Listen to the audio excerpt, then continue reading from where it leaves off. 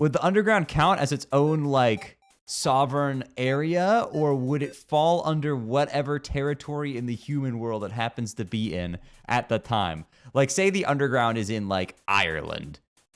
Would it count as its own sovereign state, or would it just fall under Ireland's jurisdiction? Well, Shayy, that's a great question. You know, the underground is kind of under the ground, and therefore some country must own the land above the ground. What's the relation between the underground and whatever country is above them? Do relations between them even exist? Is the underground even a country? If so, that'd be pretty hard to draw on a map. Either way, these are all similar to questions commonly asked within international relations theory.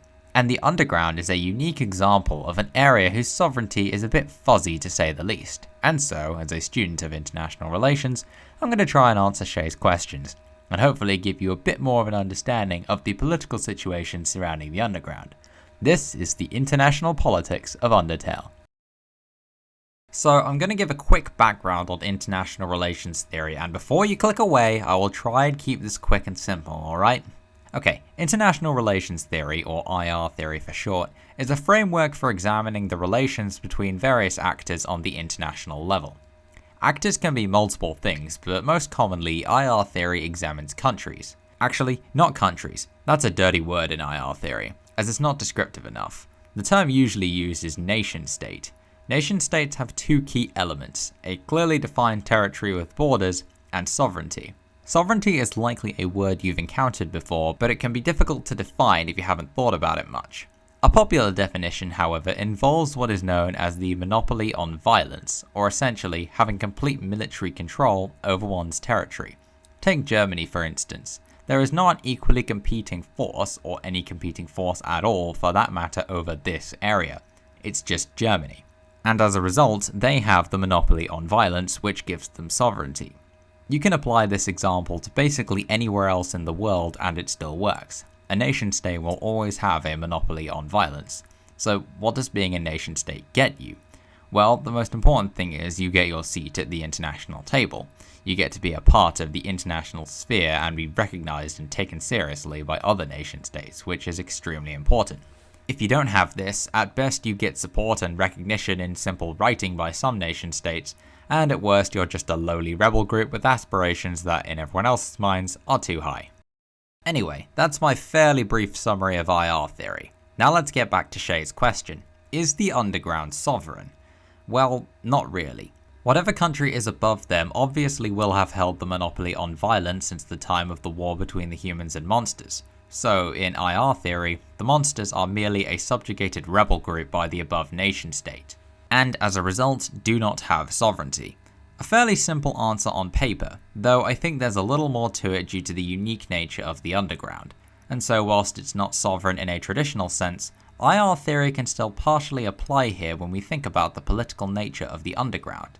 Because, if you think about it, does Asgore not have a monopoly on violence over the underground? I mean, there's not really any challenge to his system of governance anywhere. He clearly has a defined territory comprising several regions, even if drawing it on a world map wouldn't be possible, so what part of this isn't sovereign? Well, I mentioned how the monsters became subjugated by the above nation state, but the thing is, they are so subjugated that, as far as IR theory is concerned, they effectively don't exist anymore. Like I said, this is about international relations across the world between nation states. The international system is a closed one. It's only concerned with what happens on Earth, as for all we know, there is no intelligent life beyond us.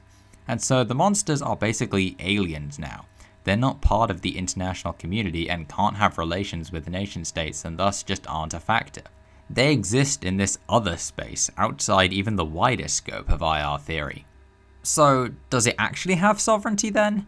Well, does an ant colony in the middle of the Brazilian rainforest that no human or other animal will ever interact with have sovereignty over their anthill? Well, they are the most powerful force in the anthill, so they have something similar to it for sure. That's effectively what we're dealing with here. The underground is not a nation state, it has no connection at all to any others, and is its own fully contained system separate from the international one. The world is ultimately what we perceive, and IR theory mostly perceives the world as nation states interacting with each other.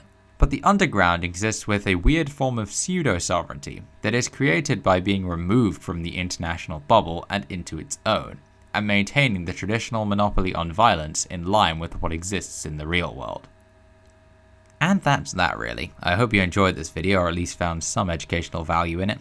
It was fun to write and make something based on what I study and am actively interested in, and I think it's a fun way to educate people, I guess. I don't know if I'll make other videos like this, it's not what I usually do, but I thought it'd be fun and not too difficult to throw together, so I went for it. In any case, I want to extend a big thank you to Shayy for ultimately being the inspiration for this video with a singular one-off comment on his livestream he probably didn't think twice about. Link to his channel in the description, though you're probably already subscribed to him, whatever. Anyway, my links are down there too. Follow my Twitch and Twitter if you want, I guess. I guess I'll see you another time.